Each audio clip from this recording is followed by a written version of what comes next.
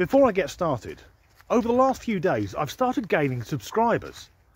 So if you're new to the channel, thank you so much for subscribing. Welcome to the shit show. This is as good as it gets, a middle-aged man shouting at his mobile phone whilst walking around a nature reserve. And to my long-time viewers, you have my undying sympathies. The last two videos I've posted have been about gender ideology, the trans question and the TQ cult. So today I thought I'd do something different, until scrolling through social media I realised that this week in the UK is Trans Awareness Week, and in some countries all of November is Trans Awareness Month. So in November there's Armistice Day and Remembrance Sunday, the 2 days where we remember and honour our fallen heroes and serving armed personnel. Throughout the year there's Mother's Day, Father's Day, International Women's Day, but trans awareness needs an entire week or even a sodding month. Now, if you're watching this and you are trans, provided you're just living your life without trying to fuck everyone else over, I wish you the very best. But why is it that less than 1% of the population are demanding validation from everyone else, demanding we think the way they do, this constant need for attention? And I say that because every day when I drive to work, I listen to the news on my drive. Now, for the last 3 weeks, I've heard nothing about the war in Europe, Russia and Ukraine going at it, but I hear trans issues every bloody day. And do we need more trans awareness? It's everywhere. If this is Trans Awareness Week, next week we may as well have Daylight Awareness Week.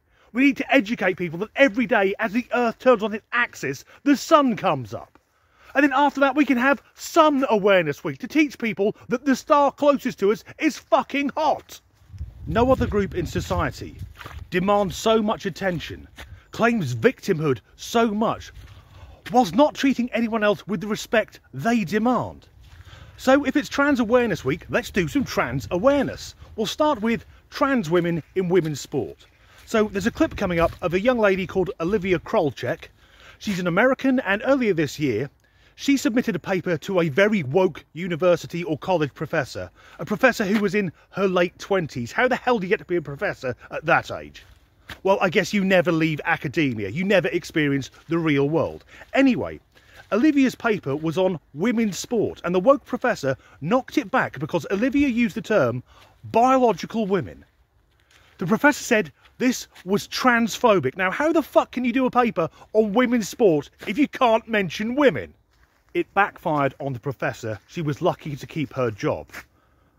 So here is Olivia talking about women's sport, far better than I could ever do.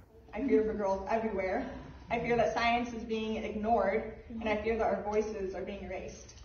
The biological differences are evident between males and females, regardless of age, hormone treatments, and surgeries. And these differences are the very reason that 2 categories for sports were even created. And yet, the integrity of female sports is being erased, and girls who dream of scholarships, awards, and opportunities won't even have a chance to make that happen if we don't make a change. There are multiple levels in which this change needs to occur, starting with education. I truly believe that that is the starting point of this issue. It's clear that diversity, equity, and inclusion courses are an attempt to indoctrinate students into a twisted worldview. Requiring students to pay thousands of dollars for a gender studies or LGBTQ class or working towards a science degree is a money grab and a way to push leftist ideologies on students. You can't argue with any of that, but you may have noticed that Olivia has a slight speech impediment. And militant trans women and their woke bloody allies have been trolling her for months on it. And the reason that Olivia has a very slight speech impediment is she's deaf. So given that the trans community are apparently being genocided and just want to be accepted, it does feel a double standard. They're going after a young woman who has a life-altering disability. So, trans women in sport. At the weekend here in the UK, there was a pool tournament. I believe it was the British Women's Pool Tournament. Don't quote me on it. When it got to the final, a woman called Lynn Pinches was going up against a trans woman called Harriet whatever, it doesn't matter.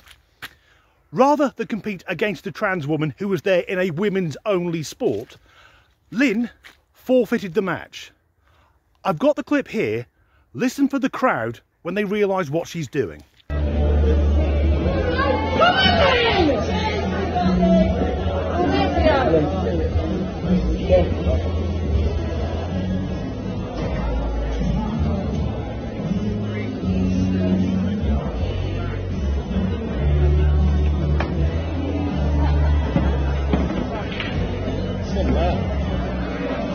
You can win the lag.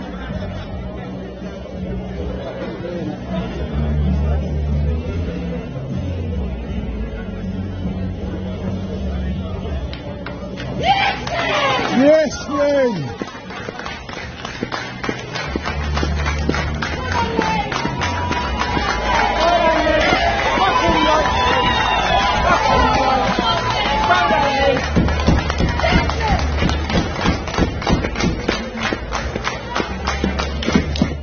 Straight away, trans rights activists hit back claiming it was transphobic, that there was no advantage for a trans woman competing in pool. I disagree with that. If nothing else, there's a height advantage. The taller you are, the further you can lean over the table. Then, although pool isn't a particularly physical sport, if you've got more upper body strength, you can brake harder. Add to that as well, one that doesn't get talked about is spatial awareness. Men naturally have better spatial awareness. It's why, stereotypically, women take longer to park cars. And in a game like pool, where you're looking at angles, spatial awareness is key. Fourth and most importantly though, is the pool cue. The trans woman will have much more experience having something stiff in her hand. But that isn't the only example of a trans woman, or rather a mediocre man cheating, winning through forfeit. Over in Canada, Dr. Katia Bissonnette withdrew from a boxing tournament after learning 1 hour before the bout was due to take place that her opponent, Maya Warmley, was a biological man. She'd been given no warning she'd be fighting a man. It was her coach who became suspicious that Maya Warmley had no history of boxing in the women's division in Canada, but tracked down a man with a very similar name who'd been moderately successful as a men's boxer in Australia. So Warmley won the fight by forfeit, but then complained that she had been outed. Mate, what's worse here? That you won a tournament without fighting because you were outed as being a man, or that as a man you were willing to go into a boxing ring and beat the living shit out of a woman? So would Harriet have had an advantage at the pool tournament? I'd say yes. Would Maya have had an advantage in a boxing match? Of course she fucking would. Men are larger. We have larger hearts, larger lungs, faster recovery time, denser bones, more muscle. Only 2.5% of women have the same strength as the average man.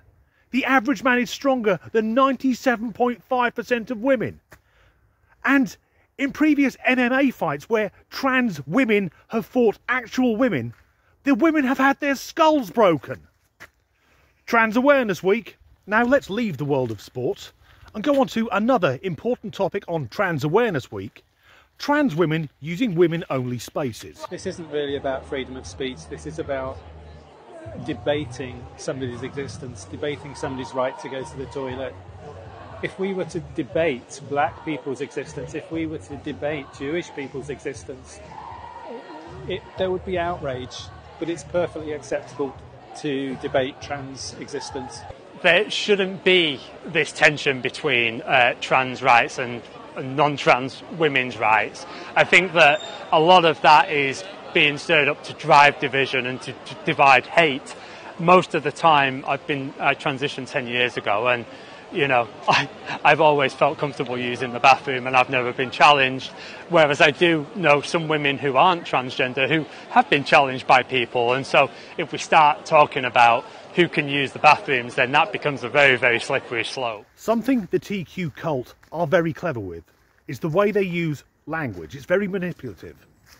That first lady, hard to tell she was born a man, talks about black and Jewish people and their existence. Now, no one's denying that black and Jewish people exist. No one's denying that trans people exist.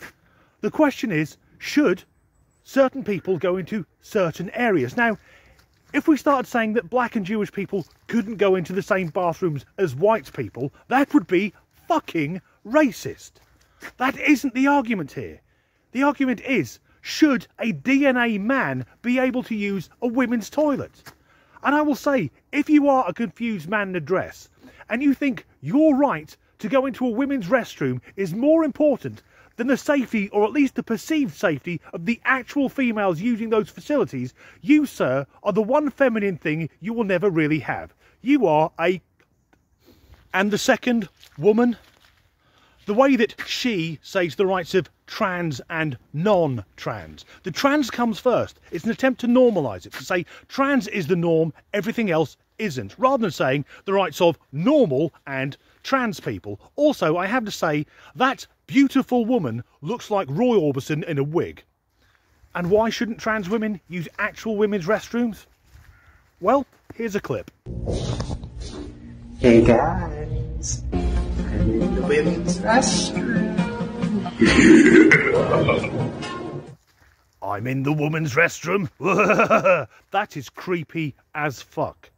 And there are thousands of these videos, because part of being a transvestite, someone with autogynephilia, is a thrill on going into female-only spaces, in particular if it makes women feel uncomfortable. And in all my 45 years upon God's earth, not once have I thought, I'm going for a piss, I'd best make a video diary of it.